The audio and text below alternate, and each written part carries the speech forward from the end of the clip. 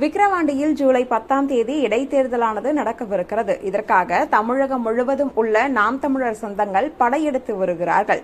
குறிப்பாக தற்பொழுது வாக்கு சேகரிப்பில் ஈடுபட்டு வரும் நாம் தமிழர் சொந்தங்கள் அனைவரும் ஒரு படையை உருவாக்கியுள்ளார்கள் என்றுதான் கூற வேண்டும். இந்த ஒரு புகைப்படம் சமூக வலைதளங்களில் மிக வேகமாக பரவி வருகிறது. நாம் தமிழர் கட்சிதான் விக்கிரவாண்டி தொகுதியில் வெற்றி பெறும் என்பதில் எவ்வித மாற்று கருத்துமே கிடையாது. மருத்துவர் அபிநயா விக்கிரவாண்டியில் வேட்பாளராக களமிறங்கியுள்ளார். அனைவரும் தற்பொழுது வாக்கு சேகரிப்பில் ஈடுபட்டு வருகின்றனர்.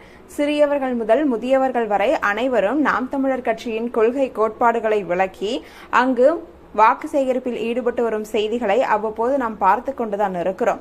இதை அனைத்தையும் பார்க்கும் பொழுது திமுகவிற்கு ஒரு மிகப்பெரிய பயம், பதட்டம் வந்துள்ளது என்றே கூறலாம்.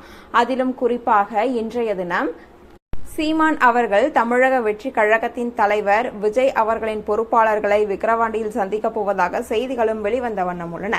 ஏற்கனவே அதிமுக, தேமுதிக போன்ற கட்சிகள் ஆதரவு தர வேண்டும் என சீமான் கூறியதும் குறிப்பிடத்தக்கது. தற்பொழுது சீமானுக்கு ஆதரவு பெருகி வரும் இந்த ஒரு சூழ்நிலையில் மண்பானை தொழிலாளர்கள் சங்கமும் நாம் தமிழர் கட்சிக்கு ஆதரவு தெரிவித்துள்ளது.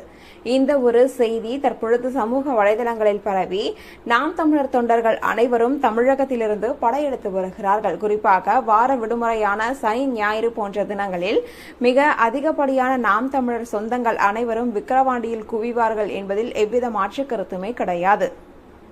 ஜூலை 13ஆம் தேதி வாக்கு எண்ணிக்கை நடைபெறும் என தேர்தல் ஆணையம் அறிவித்துள்ளது. அதன்படி தற்பொழுது வாக்கு சேகரிப்பு விறுவிறுப்பாக நடந்து வருகிறது.